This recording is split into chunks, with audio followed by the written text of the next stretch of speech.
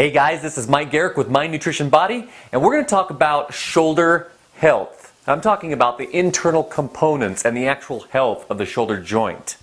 So let's talk about who this video is for and who it's not for. This video is for people who want to protect their shoulder joint or people who also may have some light irritation. This video is not for people who have an injury or suspected injury. You need to go get that checked out by a professional. You don't want to jack your shoulders up. It'll take you out of the game. So really there's two problems that we're going to be talking about. We're talking about chronic internal rotation, meaning if your shoulders are internally rotated. Everything that we do is out in front of us, whether it's typing on a computer, typing on our phone, driving in the car, whatever we're doing, it seems that everything is out in front of us. When we come out in front of us, if you look, we internally rotate our shoulders. If you look at it from the side here, they start to do this number, right? What happens also? The neck comes forward, you get FHP, you get some forward head posturing, right? That is not good. So one of the first things we want to do is we want to bring that head back and get that neck back in place, because if we tried to pull the shoulders back and our neck still forward, you can see the problem that this is going to cause. So we need to get our head back, our neck back into position. Then we can work on getting our shoulders back in that protected position. We got to watch out for that internal rotation. Also, what we're talking about is imbalances. We're talking about muscle and stabilizer imbalances. So the muscles that surround this whole upper body, like your chest and your shoulders and your back muscles, but also the internal muscles. This really is what we're talking about, because these are rarely worked. We're talking about the rotator cuffs. There's 4 rotator cuffs basically, and they surround the shoulder capsule, and we need to work those too so they can actually stabilize the shoulder and keep it in a protected position.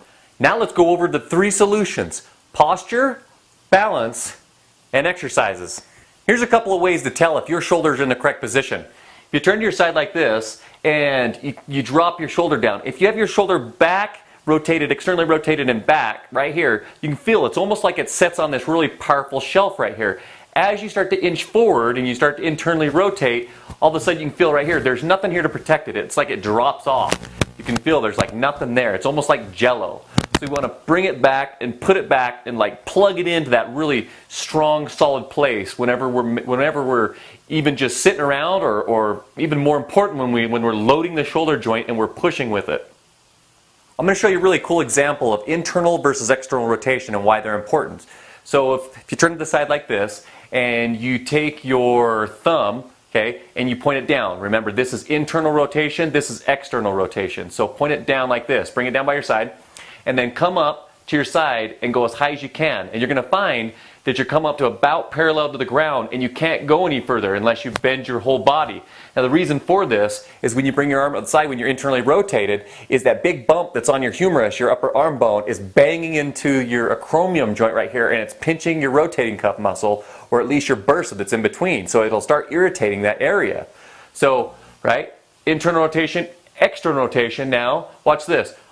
All the way up overhead. So it'll actually clear that joint. This is why it's important, is it actually gives you space up here in that joint. So when your shoulders are back and your arms are externally rotated, when you're doing stuff, you actually have room to move up in here, especially when you're going up overhead. Like if you're doing stuff at home and you're, putting stuff on shelves and you start feeling that weird clicky feeling in your shoulders, it's because you're forward and internally rotated and you're basically sawing your rotator cuffs in half. Watch your everyday activities. When you're sitting at your desk, at your computers, okay, watch your shoulders. Make sure your shoulders don't roll forward into this position. We want to keep them down and back into this position so that you have a nice shoulder position and this nice safe position. This is where they are most stable. Be careful of text neck. Be careful of when you're typing and you're looking down. Look at that position of where my neck is at.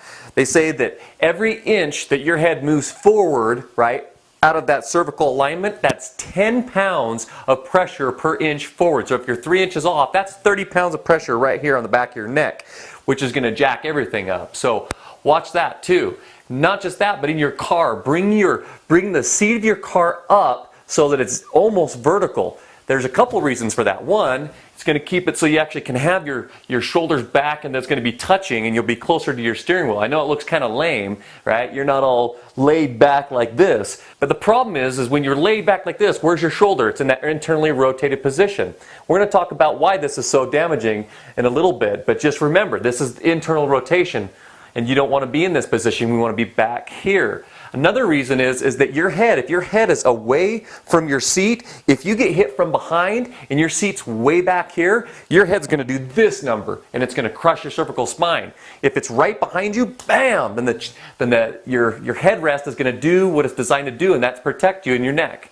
So there's two great reasons to sit your seat up and actually have your shoulders back into that position while you're driving. Very important. Another position that we have a tendency to let our shoulders slip into is this upwards position. Have you ever noticed that by the end of the day with all the stress, you have a tendency to be holding all your stress up here in your traps, right? So not only are you riding forward, but you're riding forward and up into that position. Not a good position to be in. So you want to be down, rotated down and back. Okay, so we talked about posture. Let's talk about balance. Now, when you work out, most guys, what do? That's the first exercise we do when we get to the gym. We want a big, impressive chest. So what do? We get in there and we do the bench. Now, not only is positioning for the shoulders important while you're doing the bench, but if you're just doing bench and you're not doing anything reverse, you're not doing any kind of pull movements, this is really bad because this actually contributes to the internal rotation, right? You see guys walking around like this, and that's because they're internally tight right here, and it's going to lead to shoulder problems. I know. I started to develop shoulder problems because of that, and what I had to do is almost completely stop doing my chest workouts and really work on pulling backwards. So you need to balance your pushing versus pulling movements. And I don't know the exact number, but I've heard that basically you need to do twice as much or you need to be twice as strong in your pulling as you are in your pushing. Your back muscles are a lot stronger, or should be, than your front and your chest muscles. So not only is it those big muscles that you have to balance, but it's that internal rotation versus external rotation that you need to balance out. Now, not only do you need to warm up by doing the external rotations anytime you do any type of upper body work, but you should always include some type of external rotation movement in all of your upper body work, whether you're doing a push or a pull. You should always have some type of external rotation movement built into that so that it's not just your prime movers. Another thing that's really important to remember is that when you're lifting, if you're going to be pushing overhead, you should be lifting what's called your scapular plane. So it's not directly out in front of you and it's not directly out to the side, but it's kind of like on an angle like this. So when you're lifting, like whether you're benching this way, right, or you're pressing overhead, your elbows should be slightly back like this, but you should be pushing up. As you push up in this plane, this proper plane, what it does is if you take your finger right here and you touch your clavicle and you follow that all the way over to your acromion right here, okay, what happens is if you're out here and you push up, bam, your upper arm bone pinches your supraspinatus, one of your rotator cuffs, up here in this joint. But if you're pushing here, you have a lot less tendency to actually pinch that rotator cuff in between that joint. So right here in this movement right here, this is called the scapular plane. This is the movement you should actually be lifting. And you also got to remember too, you don't want to be doing this number when you're lifting and pushing up and like bending back. You want to stabilize your lower body and just push straight up. Here's some of the actual external rotation exercises that would be a good idea to include in your workout whenever you're doing any type of upper body workout or whether you're just warming up the shoulders. Here's a great tip for neck health and tightness. Take a towel and roll it up in what's called a burrito. Put it behind your neck, lay on the floor to where your head just barely doesn't touch the ground. Let it pull gentle traction. You can also use what's called a miracle ball, and you can move your head from side to side very lightly and easily, but you don't have to. These are high external rotations with a band. Keep your upper arm straight. These are called band pull-aparts. Keep your arms straight and pull straight back, squeezing your scapula together. These are called shoulder dislocates. Notice the positioning of my thumbs, forward and then backward.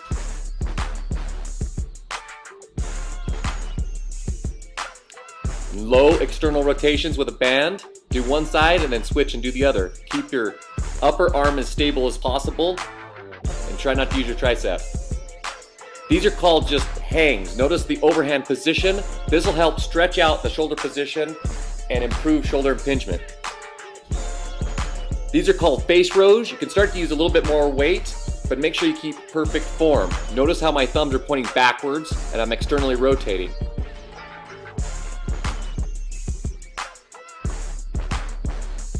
These are called pivot prone pulls. You can use a cable or a band like I'm doing here, and notice the positioning of my hands. Neutral, and then I'm externally rotating out as I come down. These are called external rotation rows.